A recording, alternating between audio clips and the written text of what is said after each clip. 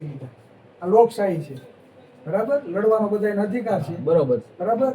કારણ વગર કારણના આપણે કોઈ દબાઈ રહી જાય તે આપણે સહન કરવાનું થતું નથી. બહુ સહન કર્યું છે. આપણે કાયદા અને સંવિધાનમાં માનવાવાળા વ્યક્તિ છીએ, બરાબર. પોલીસ પ્રશાસનથી કાલે ઘણા ફોન આવ્યા, ચિરાગભાઈ ગુના દાખલ થઈ ગયા છે, આરોપી પકડાઈ ગયા છે, બરાબર. તો તમે કે રેડું કે મોકૂફ રાખો. અમે કીધું ભાઈ એસપી સાહેબને હાજર રાખજો. અમે આવીએ, બરાબર. કેમ કે હમણાં 3 થી 4 બનાવ બન્યા છે. આપણે કોઈને અન્યાય કરવા માંગતા નથી, પણ ખોટી રીતે દર ખેલે આપને ભોગ બનાવે, બરાબર. ને પોતાને તુમર ખાન સમજતા હોય કે અમે કિંગ છીએ અને અમે કાલ સવારે તમને ઉભા ન દઈએ. આ તો ડરાવવાની વાત છે કે તમારે અમારી સામે ઉભું રહેવાનું નહીં, બરાબર. એટલે સાજા થઈ જાવ કમ્પ્લીટ. પછી તમારા વિસ્તારમાં આમાં ફ્રેક્ચર એવું કે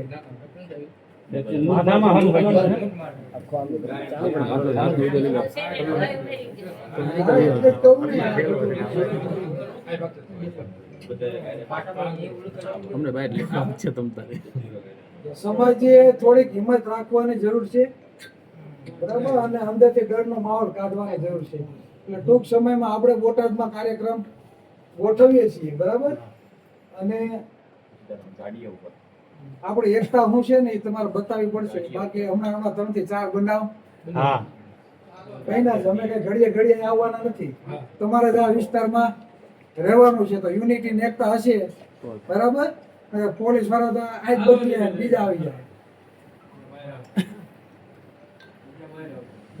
જયારે પણ જરૂર પડે તો ઉભા છીએ. કોઈ આવે કે ન આવે, અમારી ટીમ એની ટાઈમ તમારે રહે છે. જ્યારથી બનાવ બન્યો ત્યારથી છે ને અહીંયા બધા, બરાબર. જયારે પણ જરૂર પડશે અમે આવશું, બરાબર. પોલીસ પ્રશાસન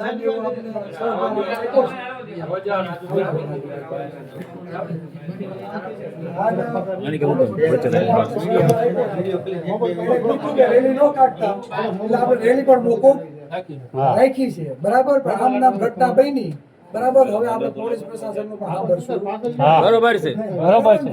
કેમ કે આપણે ધોકા ખાવા માટે જન્મ લીધો નથી. હજી કહું છું, આપણે કોઈને રજવાડા છીની લીધા નથી. આ લોકશાહી છે. લોકશાહીમાં લોકોથી શાસન હાલે છે અને કોઈ બી લોકોને ઉભાનો અધિકાર છે. તો બીવડાવવાની વાત છે કે તમારે ફોર્મ ભરવાનું નહીં, મુકેશભાઈ, બરાબર. એટલે એવા કઈ આપણે છીએ ને. આપણો ઇતિહાસ ક્રાંતિકારી રહ્યો છે ને છે. આપણે સમ્રાટ અશોકના વંશજ હોતા નહીં છીએ અને ગૌતમ બુદ્ધના વંશજ પણ છીએ, જે માનવતાનો સંદેશો આપે છે. અને સમ્રાટ અશોક એ છે કે અખંડ ભારતનો શિલ્પી હતો અને હતું જેને શાસન કર્યું અને દુશ્મનો અખંડ ભારત હમું નજર પર ન માનતા. આપણે એના વંશજો છીએ, બરાબર. એટલે કોઈ ડરાવવાની ધમકાવવાની વાત કરતું રહે છે કે આજે સહન નહીં થાય અને કાલે પણ નહીં થાય. એટલે તમારે હંમેશા જેટલા આવ્યા એ બધા એની ટાઈમ અને આવનારા દિવસોમાં મુકેશભાઈ આપણે અહીંયા મોટી સભા આપણે કરીએ અને ખુલ્લેઆમ કરવાની છે, બરાબર. અને આપણે કોઈ પક્ષમાં નથી, હું તો કોઈ પક્ષમાં નથી, બરાબર. અને જેને પક્ષનું લાભ દાખતું હોય ઘરે રહે, બરોબર છે. જેને સમાજ કરતા પક્ષ વાળો હોય ને એ ઘરે રહે, એની કઈ જરૂર અને આપણે આપણા એક પણ ભાઈના દુશ્મન નથી, પણ આપણા જ ભાઈઓને કોઈ ધોકામાં આ તો સારું થયું. સમજી લો કે આપવા હોય કોઈ કાર્યકર્તા મારો કાલે ભાજપ વાળાને ઠોકશે, કોઈને મનમાં હવા હોય તો કાઢી નાખે, બરોબર. કેમ કે હમણાં જ એક ખાંભા કે લાઠીની એક સીટ છે, બરાબર. 4 ઉમેદવાર આપવાથી ચૂંટાઈને આવ્યા, 2 કોંગ્રેસ માંથી, બીજા 2 ભાજપ માંથી. ભાઈ આપવાથી મહિલા કેન્ડિડેટ પ્રમુખ બને એમ છે, બરાબર. આપવાથી આપણો ભાઈ છે, બીજા 3 બીજા સમાજ હતા ના પાડતી હતી કે ભાઈ કોળીને નહીં, આપણે સામેવાળાને સપોર્ટ કરવાનો. આવી હાલત છે.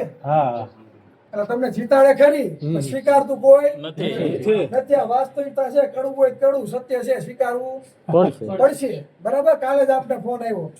એટલે જેને સમાજ કરતા પક્ષ વાળો હોય ઘરે રહે, બરાબર. અમને સમાજ વાળો છે એટલે સમાજને જ્યાં તકલીફ હશે ત્યાં અમે ઉભા રહીશું. અત્યારે એસપી સાહેબ ને મળવા જાય છે ને એસપી સાહેબ ને આપણે કહીએ છીએ, બરાબર. જો રિકન્સ્ટ્રક્શન એમને બતાવે તો વિડીયો બતાવીએ ભાઈ આપણે. પાટણ વાળા, સુરત વાળા જો આ રીતે ધોલાઈ કરે છે, બરાબર. તો આરોપીને મારો ના દંડા, એ થવું જ જોઈએ. તો કોળીને ઠોકીને વહી જાય એનો ક્યાંય સરકાર ઠોકા નથી ઉલટતા ભાઈ. હે બીજા ના હોય તો તાત્કાલિક ઉલરે છે. એટલે એકને ગોળ ને બીજાને કોળ ઈ નીતિ આપણે ચલાવવાની નથી. બાકી 2047 આવે છે, પાણી દેવાનું થાય છે સરકાર. બરાબર છે. સરકારમાં જેટલી તાકાત હોય તો આપણે સરકાર ઉપર કબજો કરીને બેહીએ. એને નો ગોઠડિયા વાળી બેહાડ દે.